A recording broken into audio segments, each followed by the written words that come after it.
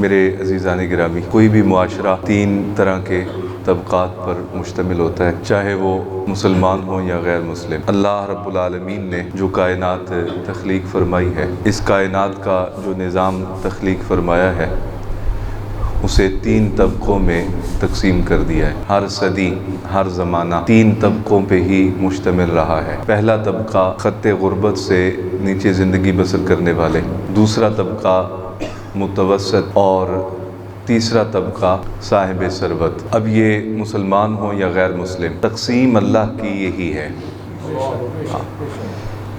فرق اتنا ہے کہ جن کو دامن رحمت نصیب ہوا ان کے احوال بدل گئے، اور جن کو میرے آقا و مولا صلی اللہ علیہ وسلم کا دامن رحمت نصیب نہیں ہوا، ان کے حالات نہیں بدلے، ان کے احوال نہیں بدلے۔ جنہوں نے حضور کے دامن رحمت میں پناہ لے لی ان کو وارث مل گئے، اور جن کو میرے آقا و مولا صلی اللہ علیہ وسلم کا دامن رحمت نصیب نہیں ہوا، یا جنہوں نے میرے آقا و مولا صلی اللہ علیہ وسلم کے دامن رحمت میں پناہ نہیں لی، وہ لاوارث ہیں، ان کو پوچھنے والا کوئی نہیں۔ اور جو حضور کے دامن رحمت میں آ گئے، ان کا ہر حال میں کوئی نہ کوئی سازگار بھی موجود ہے، اور ان کے احوال پوچھنے والا بھی موجود ہے، ان کے لیے دل و نگاہ فرش راہ کرنے والا بھی موجود ہے۔ سب سے زیادہ دنیا میں جو برائیاں ہیں وہ اہل کفر میں پائی جاتی ہیں۔ مسلمانوں کو کبھی بھی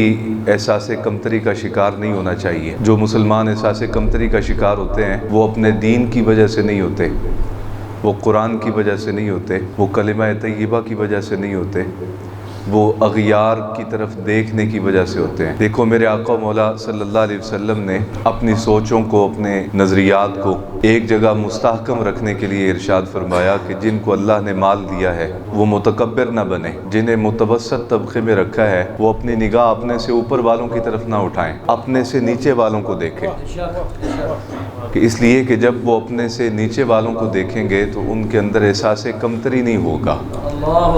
گویا احساس کمتری کا تعلق جو ہے نا وہ اوپر نگاہ جانے سے ہوتا ہے۔ آپ جب دیکھیں گے کہ یورپ میں اتنی عالی شان گاڑیاں بن گئیں کہ شاید ہمارے ملکوں میں ان کا تصور ابھی تک نہیں کیا جا سکتا، یا ان کو دیکھ کے ہم سوچتے ہیں کہ یہاں بھی ایسی چیز بننی چاہیے۔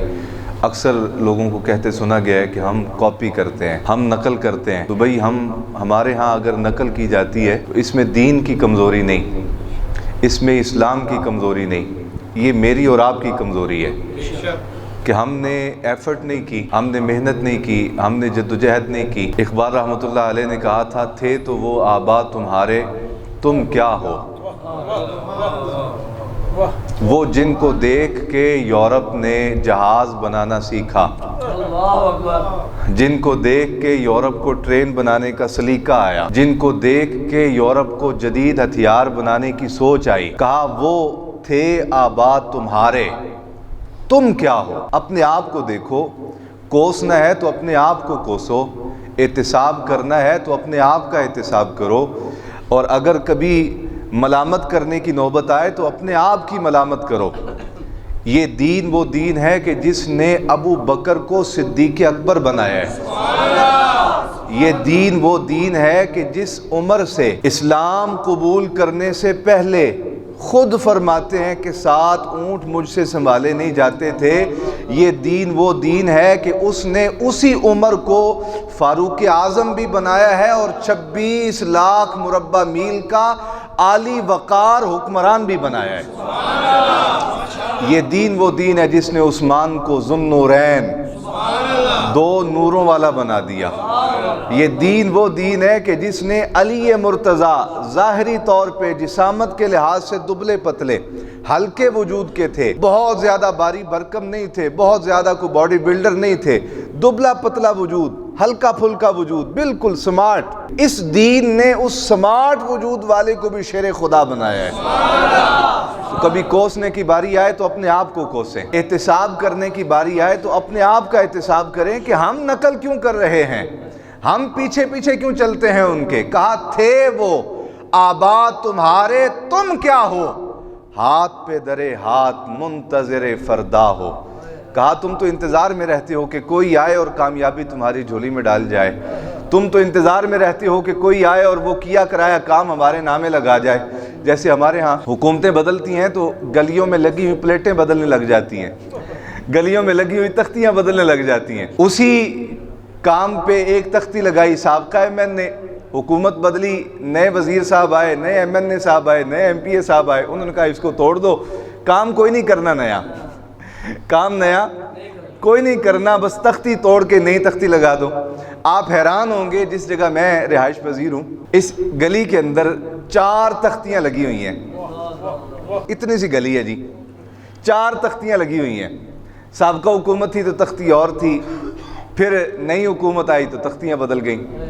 ایک دن میں نے دیکھا کہ وہ تختیاں ساری توڑی ہوئی ہیں. میں نے کہا شاید یہ کوئی سیاسی مخالف ہے, توڑ گیا راتوں رات تھوڑے چھوڑے مار کے. تو اگلے دن آیا تو مصری وہاں کام کر رہے تھے. میں نے کہا ہو تبدیلی آ گئی. تو کہا تھے وہ آباد تمہارے, تم کیا ہو.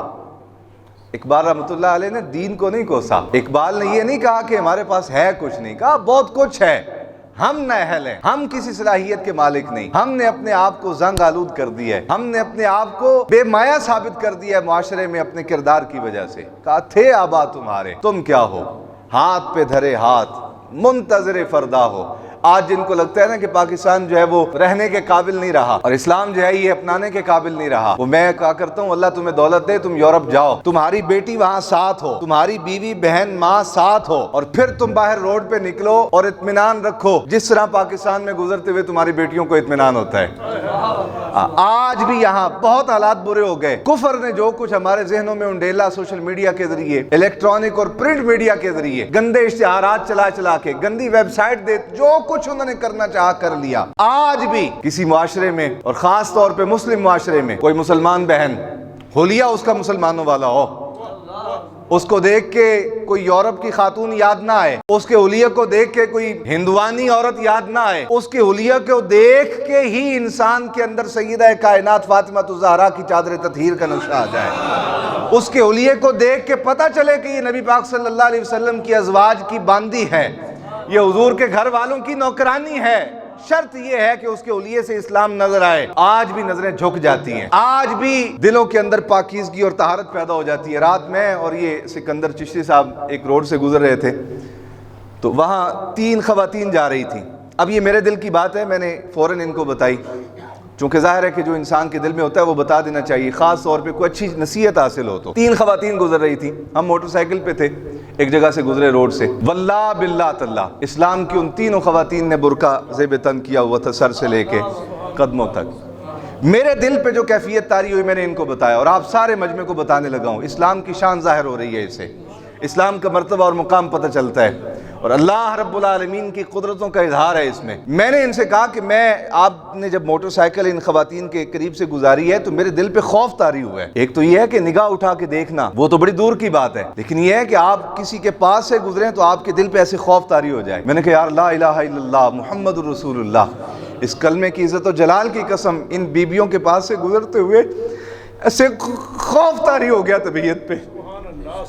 آج اگر کوئی یہ بدبخت کہتا ہے کہ پاکستان میں ہماری بیٹیوں کی عزتوں کی حفاظت نہیں ہے تو بدبختہ تو نے خود بیڑا غرق کیا اپنے گھر کا. تو نے اپنی ماؤں کو برقعے کی تعظیم دی ہوتی, اپنی بیٹیوں کو برقعے کی تعلیم دی ہوتی, سیدہ پاک کے چادر تطہیر کا سبق دیا ہوتا, تیری بھی بازار سے گزرتی تو مسلمانوں کی نظریں جھک جاتی اس کے سامنے. بدبختو یورپ کی غلامی کرتے ہو, یورپ کا نقشہ اپنے ذہنوں میں بٹھا رکھا ہے اور یورپ کی تعلیمات اپنے دلوں میں بسا کے اسلام پہ اعتراض کرتے ہو. بغیر تو شرم کرو, خدا کا خوف کرو. یا تو اسلام کا نام نہ لو یا پھر ادھر چلے جاؤ بارڈروں پار. بڑی دولت دیتے ہیں وہ, بڑے رشتے دیتے ہیں, بڑے کاروبار دیتے ہیں. اگر مسلمان رہنا ہے تو پکے سچے مسلمان بن کے رہو. کھانا بھی اسلام کا, پہننا بھی اسلام کا, پینا بھی اسلام کا دیا ہوا, اور پھر جب بات کرنی اسلام کے خلاف بات کرنی. آپ جا کے دیکھو یورپ میں سب سے زیادہ قتل پوری دنیا میں یورپ میں ہوتے ہیں. سب سے زیادہ عورتوں کی آبرو ریزی جو ہے وہ یورپ میں ہوتی ہے. گھروں میں ماں باپ جو ہیں وہ اپنی بیٹیوں کے حوالے سے تحفظ کا شکار رہتے ہیں. پتہ ہی کوئی نہیں کہ ہمارے بچے جو ہیں وہ ہماری بیٹیوں کی عزتیں خراب کر دیں. سگے بھائی ہماری بیٹیوں کی عزتیں خراب کر دیں. یہاں سے عارف حقانی رائٹر ہیں, گئے کہتے میں یورپ میں رہا, 10-12 سال بعد واپس آیا. جس جگہ میں رہائش پذیر تھا ہمارے ہمسائے بھی تھے کچھ, کبھی کبھار خوشی غمی کے موقع پہ آنا جانا ہوتا. ایک دن وہ بڈھا بابا جو تھا نا میرا ہمسایا، کہنے لگا تسی خوش نصیب ہو کہ تانوں اسلام ملیا ہوا ہے، ہم سے پوچھو کہ ہماری حالت کیا ہے، ہم اپنی بیٹیوں کو دوائیاں لا کے دیتے ہیں کہ جس سے ہماری بیٹیاں مائیں نہ بن جائیں، ہم اپنی بیٹیوں کو دوائیاں لا کے دیتے ہیں، خود جا کے بازار سے خرید کے لاتے ہیں، بیٹیوں کھاؤ یہ کہ ہماری بیٹیاں مائیں نہ، ان کو وہ کیسے ہو سکتا ہے؟ معاشرہ مادر پدر آزاد تو ہے ہی ہے، لیکن گھر میں بھی او مسلمانہ دل دے اتے پتھر رکھ، برداشت کر اس جملے تجھے کر سکنے، انہوں نے کہا غیر تے غیر رہ گئے، سانوں اپنے بچیاں اتے بھی اعتماد نہیں۔ تم بے شرمو جب بات کرتے ہو کہتے ہو اسلام نے ہمیں دیا کیا ہے، پاکستان نے ہمیں دیا کیا ہے، اسلام نے تمہیں عزت دی ہے، تم بے قدرے ہو تو الگ بات ہے، تم نہ شکرے ہو تو الگ بات ہے، اسلام نے تمہیں غیرت عطا کی ہے، اسلام نے تمہیں شان عطا کی ہے، اسلام نے تمہاری بیٹیوں کو تحفظ عطا کیا ہے، اسلام نے تمہارے کمزوروں کو تحفظ عطا کیا ہے، اسلام نے مساوات نہیں قائم کی جس طرح یورپ کرنا چاہتا ہے کہ ہر بندے کے پاس ہی جو ہے وہ 8 کنالیاں 8 ایکڑ جگہ ہو، اس سے زیادہ کسی کے پاس نہ ہو۔ اسلام نے کہا جس کے پاس زیادہ ہے اسے زیادہ مبارک، جس کے پاس تھوڑا ہے اسے تھوڑا مبارک، جس کے پاس بالکل نہیں اسے وہ حالت مبارک۔ کہا کمزور لوگ جو ہیں وہ اللہ رب العالمین کی بارگاہ میں نہ شکری کا اظہار نہ کرے بلکہ اللہ رب العالمین کی اس انتخاب پر بھی شکر گزار رہیں۔ کیوں؟ کہا اس وجہ سے کہ حشر والے دن جن کو رب تعالیٰ نے دنیا میں تھوڑا دیا ہے، اللہ رب العالمین قیامت والے دن ان سے زیادہ حساب نہیں لے گا، انہیں داخل جنت فرما دے گا۔ ویسے میرے آقا مولا صلی اللہ علیہ وسلم فرمایا غریب لوگ، آج یہاں جس بندے کو دیکھو لوگ گنڈوں کے پیچھے بھاگ رہے ہیں، جادو ٹونے کے پیچھے کیوں بھاگ رہے ہیں آپ؟ جی فلاں عامل بنگالی کے پاس جا رہے ہیں، فلاں عیسائی جادوگر ہے اس کے پاس جا رہے ہیں، فلاں ہندو جادوگر ہے اس کے پاس کیوں جا رہے ہیں آپ؟ جی کاروبار میں بندش ہے، فلاں جگہ یہ معاملات ہو گئے، گھر میں رزق کوئی نہیں۔ اوے اللہ کے بندو صبر کرو خدا کے لیے۔ نبی پاک صلی اللہ علیہ وسلم نے ارشاد فرمایا قیامت والے دن، قیامت کا ایک دن دنیا کے 50,000 سال کے برابر ہوگا۔ معروف حدیث سن رکھی آپ نے، اگلی بات سنیں، حضور نے ارشاد فرمایا جن کو اللہ رب العالمین نے اس دنیا میں تھوڑا عطا کیا ہے، فرمایا حشر کے دن جب اللہ کی بارگاہ میں پیش ہوں گے، رب تعالیٰ مالداروں کی نسبت ان سفید پوش جو دنیا میں رہے ہیں، فرمایا امیروں کے مقابلے میں ان کو 500 سال پہلے داخل جنت فرما دے گا۔ تم بھاگتے ہو بنگالیوں کے پیچھے، تم بھاگتے ہو عیسائیوں کے پیچھے، کون سی شے ہے جو تمہیں اسلام نے نہیں عطا کی؟ اور نہ شکر ہو، خدا کا خوف کرو، ڈر جاؤ رب سے۔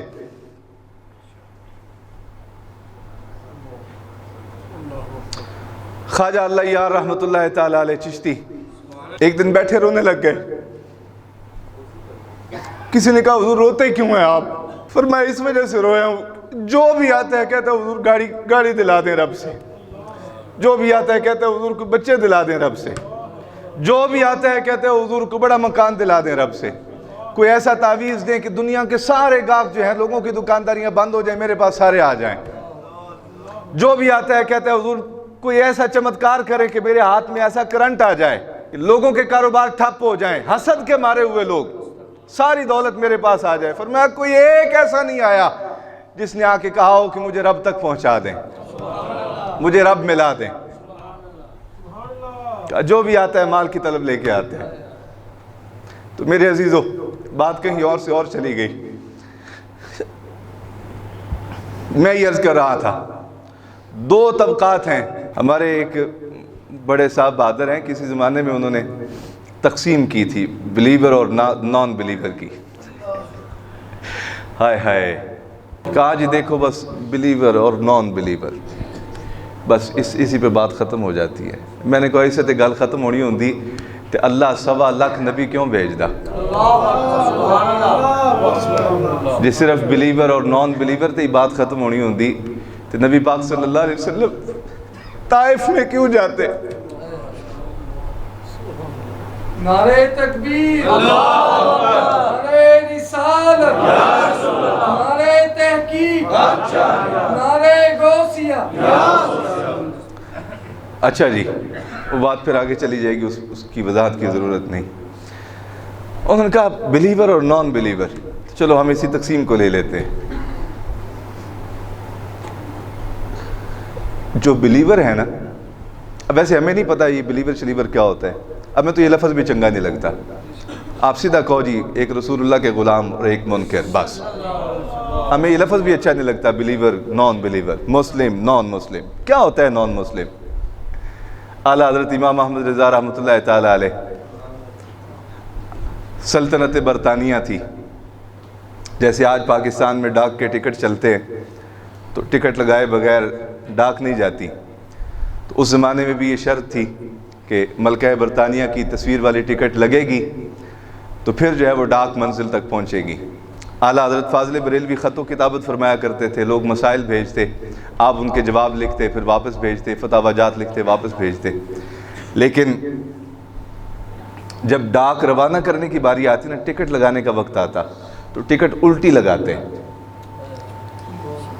ٹکٹ کیا کرتے؟ سارے بولو۔ کسی نے کہا حضرت آپ کیا کرتے ہیں؟ خط لکھ رہے ہیں آپ اس طرح، خط کے اوپر پتہ لکھا آپ نے سیدھا، الفاظ تو آپ نے ٹیڑھے نہیں کیے، لیکن جب ٹکٹ لگانے کی باری آئی تو ٹکٹ آپ نے الٹی لگا دی۔ فرمایا میں مجبور ہوں، کفر کا نظام حکومت ہے، ان کی ٹکٹ لگائے بغیر ڈاک پہنچتی نہیں، مجبوری ہے ٹکٹ لگانا، لیکن میرا ایمان گوارا نہیں کرتا کہ میں کفر کو سیدھا رہنے دوں، میں کفر کو الٹا کر کے روانہ کرتا ہوں۔ پتہ نہیں میری قوم کو یہ اعلیٰ حضرت کی بات سمجھ آئے کہ نہ سمجھ آئے۔ ہائے ہائے ہائے، فرمایا میرا ضمیر گوارا نہیں کرتا کہ کفر کی فوٹو لگی ہو اور میں اسے سیدھا میں الٹا کر کے لگاتا ہوں کہ یا رسول اللہ ہمارے پاس اختیار کوئی نہیں، ہمارے پاس حکومت کوئی نہیں، ہمارے پاس نظام کوئی نہیں، ہم یہاں طاقت میں نہیں ہیں، محکوم ہیں، مظلوم ہیں، کمزور ہیں، ناتواں ہیں، لیکن ہم آپ کے وفادار ہیں، آپ کو مانا ہے، آپ سے جو ٹکرایا ہے ہم نے اس کا چہرہ بھی سیدھا نہیں رہنے دیا، الٹا ہی کیا ہے ہمیشہ۔ ہمیں نہیں یہ بات سمجھ آتی۔ عشق و محبت، اعلیٰ حضرت، اعلیٰ حضرت، عشق و محبت، عشق و محبت، اعلیٰ حضرت، اعلیٰ حضرت۔ فرمایا مجھے نہیں بات سمجھ آتی ہے، بلیور نو نہ کہا کرے، نان بلیور، بلیور سدھا کہا کرو نبی پاک صلی اللہ علیہ وسلم دے غلام۔ کیوں بھی بات سمجھ آئی تو آنوں کے نہیں آئی؟ آقا مولا صلی اللہ علیہ وسلم دے جوڑے چان والے، اپنا تن من دھن سرکار دے قدمہ تو نشاور کرن والے، اپنی اولاداں سرکار دے نام مبارک تو قربان کرن دا جذبہ رکھن والے۔ اچھا اس تو وڈا ٹائٹل کائنات وچ کوئی ہے؟ نبی پاک صلی اللہ علیہ وسلم دے وصال مبارک تو بعد سیدنا صدیق اکبر نو کسے نے آکھیا کہ تسی خلیفۃ الرسول ہو، بہت بڑا ٹائٹل تھا۔ فرمایا خبردار مجھے آج کے بعد خلیفۃ الرسول کوئی نہ کہے، انا خادم رسول اللہ، میں رسول اللہ دا غلام ہاں، میں رسول اللہ دے جوڑے چان والا۔ مسلمان کو اس سے اوپر نہیں جانا چاہیے، یاد رکھیں۔ اس دور میں خاص طور پہ اگر مسلمان نے اپنا ایمان بچانا ہے، یاد رکھیں، مت کریں یہ بحثیں کہ فلاں معاملہ بتائیں، فلاں مسئلہ حل کریں، فلاں بات بتائیں، فلاں مسئلہ حل کریں۔ جو بھی بات ہو سکو جی بس ہم رسول اللہ کے غلام ہیں، اور غلاموں کا کام بحث کرنے، جھگڑے کرنے، تولنا نہیں ہوتا۔ غلاموں کا کام بس اپنے آقا و مولا صلی اللہ علیہ وسلم کے حکم پہ عمل کرنا ہوتا ہے۔ عمل کرنا ہے یا عمل کروانا ہے تو بتا بات کر ہم سے، ورنہ چپ کر آگے ہو چل۔ یہ جو رسول اللہ کے غلام طبقہ ہے روئے زمین میں، 7 ارب انسان، ان میں سے 1.5 ارب سے زائد مسلمان ہیں الحمدللہ، رسول اللہ کے غلام ہیں، اور بقیہ جو ہیں وہ اہل کفر، وہ ہندو ہوں، عیسائی ہوں، سکھ ہوں، یہودی ہوں، مجوسی ہوں، کوئی بھی ہوں۔ الکفر ملت الواحدہ، نام مختلف ہے، میرے آقا نے فرمایا یہ ایک ہی ملت ہے، اور فرمایا مسلمان گورا ہو، کالا ہو، عربی ہو، اجمی ہو، کسی علاقے کا رہنے والا ہو، قوم قبیلہ کوئی ہو اس کا، فرمایا مسلمان سارے بھائی بھائی ہیں، مسلمان سارے۔ بات ختم کر دی حضور نے۔ اس سے آگے جو تفریقیں کریں نہ تقسیمیں کریں، اسے کہو جی پاجان اپنے تقسیمہ اپنے کور رکھو، اپنے تقسیمہ اپنے کور رکھو، اپنے تفریقہ اپنے کور رکھو۔ سانو اتنا پتہ ہے افغانی مسلمان ہے تے ساڈا ہے، بنگلہ دیشی مسلمان ہے تے ساڈا ہے، عربی اگر مسلمان ہے تے ساڈا ہے، یورپ چ رہن والا مسلمان ہے تے ساڈا ہے، حبشہ دے وچ رہن والے جنہاں دے کول پان واسطے کپڑے بھی کوئی نہیں، اگر مسلمان نے تے ساڈے نے۔ اس سے زیادہ نہیں بڑھنا چاہیے آگے، بس بات ختم ہو گئی اس پہ۔ تو وہ جو ماننے والے ہیں یہ خوش نصیب ہیں، ان کے لیے نبی پاک صلی اللہ علیہ وسلم نے آسرے رکھے ہیں، ان کو حضور نے سہارے دیے، اور وہ جن کو حضور کا دامن رحمت نصیب نہیں ہوا، بلکہ یوں کہہ لیں کہ جن کو آقا مولا صلی اللہ علیہ وسلم کے دامن میں آنا نصیب نہیں ہوا، اس لیے کہ حضور کے بارے میں تو فرمایا گیا وَمَا أَرْسَلْنَاكَ إِلَّا رَحْمَةً لِّلْعَالَمِينَ، محبوب آپ کو ہم نے صرف عرب کے لیے نہیں تمام جہانوں کے لیے نبی بنا کر بھیجا ہے۔ حضور ساروں کے لیے آئے ہیں۔ اب قوم میں سے خوش بخت اور خوش نصیب وہ ہیں جن کو سرکار کے دامن میں چھپنا نصیب ہو گیا، جن کو میرے آقا مولا صلی اللہ علیہ وسلم کے دامن رحمت میں پناہ لینا نصیب ہو گیا۔ دنیا کا بد نصیب پرلے درجے کا بدترین آدمی وہ ہے کہ آقا مولا صلی اللہ علیہ وسلم کی آمد کے بعد بھی جس کو اسلام لانے کی توفیق نہیں ملی، کسی تعریف کے قابل نہیں، ہر لعنت اور ملامت کے قابل ہے، اور ہر تعریف اور تحسین کے قابل ہے جو گناہ گار ہے، سیاہ کار ہے، کمزور ہے، لیکن میرے آقا مولا صلی اللہ علیہ وسلم کا وفادار ہے۔ تو وہ جن کو حضور کا دامن رحمت نہیں ملا، نصیب نہ ہوا، وہ لاوارث ہیں آج بھی، اور جن کو میرے آقا مولا صلی اللہ علیہ وسلم کا دامن رحمت نصیب ہو گیا، خوش نصیب۔ حضور نے ارشاد فرمایا، حضرت سیدنا عثمان بن عفان غنی ذو النورین رضی اللہ تعالیٰ عنہ، خواب دیکھا، پل صراط ہے، آقا مولا صلی اللہ علیہ وسلم کی بارگاہ اقدس میں حاضر ہوئے، حضور یہ خواب دیکھا، آقا مولا صلی اللہ علیہ وسلم نے ارشاد فرمایا یہ اشارہ ہے، کس بات کی طرف؟ فرمایا اشارہ اس بات کی طرف ہے کہ تجھے رب تعالیٰ نے مال دیا ہے، اسے اللہ کی راہ میں خیرات کیا کر۔ یہ جو تیرے پاس مال ہے، یہ مال قیامت کے دن دشواریاں پیدا کرے گا۔ اب یہ بات یاد رکھیں، ظاہر ہے کہ اس زمانے میں حضرت عثمان ہی سرکار کے زمانے میں تھے، ان کے پاس مال تھا تو خواب بھی انہی کو دکھایا جانا تھا، اور تعبیر بھی انہوں نے ہی سرکار سے پوچھنی تھی، کیونکہ ہم نے تو زمانہ نہیں پایا آقا مولا صلی اللہ علیہ وسلم کا ظاہری، تو اگر آج کسی کو خواب آ بھی جائے تو وہ کیسے پوچھ سکتا ہے؟ اور اگر کسی کو الہام کے ذریعے یا القاء کے ذریعے کچھ چیزیں ایسی ودیت کر بھی دی جائیں تو ظاہر ہے کہ اس کی تصدیق کے بھی پھر آگے مراحل ہوں گے۔ تو یہ وہ خوش نصیب طبقہ تھا جو امت کے لیے ہدایت کا سبب بنتا تھا۔ ان کو خواب آیا، حضور کی بارگاہ میں جا کے پوچھا یا رسول اللہ یہ ماجرا پیش آیا ہے، کیا کروں؟ حضور نے ارشاد فرمایا مال صدقہ کر۔ عرض کی یا رسول اللہ میں سارا مال آپ کے سپرد کرتا ہوں، آپ جہاں چاہیں خرچ دیں، عثمان آج کے بعد اس مال کو اپنے پاس نہیں رکھے گا۔ فرمایا عثمان اسے اپنے پاس رکھ، لیکن اسے محفوظ کر کے نہ رکھ، اللہ دیتا جائے تو آگے بانٹتا جا، اللہ دیتا جائے تو آگے۔ یہ ایک طبقہ ہو گیا متوسط طبقہ۔ نبی پاک صلی اللہ علیہ وسلم کی بارگاہ اقدس میں حضرت سیدنا صدیق اکبر رضی اللہ تعالیٰ عنہ حضور کی بارگاہ میں حاضر ہیں۔ فرمایا عرض کی یا رسول اللہ کتنا مال رب کی راہ میں خیرات کرنا چاہیے؟ عجم سے آئے ہوئے ایک صحابی اٹھے، یا رسول اللہ میرے دل میں بھی یہی سوال تھا۔ فرمایا تیرے سوال کا جواب سن۔ ابو بکر آپ خاموش ہو جائیں، بیٹھ جائیں، تیرے سوال کا جواب سن۔ اللہ رب العالمین نے جو تجھے مال عطا کیا ہے اس پر 2.5% تم پر دینا فرض ہے، بقیہ جتنا تیری طبیعت میں آئے تو رب کی بارگاہ میں پیش کر۔ فرمایا کھجور سے لے کر احد پہاڑ جتنے سونے تک اگر اخلاص ہوگا تو رب تعالیٰ تجھے اپنی رضا عطا کر دے گا، رب محروم نہیں رکھے گا، چاہے کھجور دے یا چاہے سونوں کے پہاڑ دے دے تم، غلبہ دین کے لیے، اسلام کے لیے۔ اور کمزوروں کے متعلق میں حدیث پہلے بیان کر چکا، حضور نے ارشاد فرمایا اللہ رب العالمین جن کو تھوڑا دے گا نا دنیا میں، حشر والے دن ان سے تھوڑے عمل پہ راضی ہو جائے گا۔ ان کی نمازیں تھوڑی ہوں گی، ان کے روزے تھوڑے ہوں گے، صدقات و خیرات تھوڑے ہوں گے، رب تعالیٰ ان کو لائنوں میں نہیں لگائے گا، لمبے حساب و کتاب میں نہیں مبتلا کرے گا، رب تعالیٰ ان سے تھوڑی نمازوں پہ راضی ہو جائے گا، رب ان سے تھوڑے روزوں پہ راضی ہو جائے گا، رب ان کے تھوڑے اعمال خیر پہ راضی ہو جائے گا۔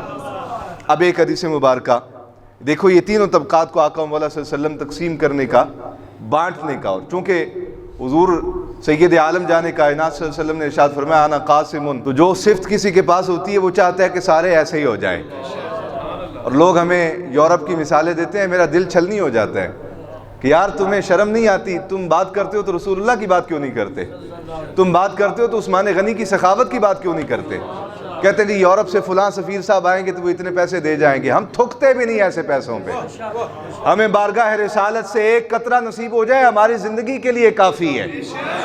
ہم نے کیا کرنا ہے یورپ کے پیسوں کو؟ یورپ جن کو پیسے دیتا ہے پھر ان کی نسلیں خریدتا ہے. یورپ جن کو مال دیتا ہے پھر ان کی نسلوں کو غلام بناتا ہے. اور آقا و مولا صلی اللہ علیہ وسلم جن کو سمندر بھی عطا کرے مطالبہ کوئی نہیں فرماتے. حضور کی بارگاہ میں ایک آجڑی آیا, کہنے لگا یا رسول اللہ بکریاں مر گئی ہیں ساری, کچھ دیں آپ.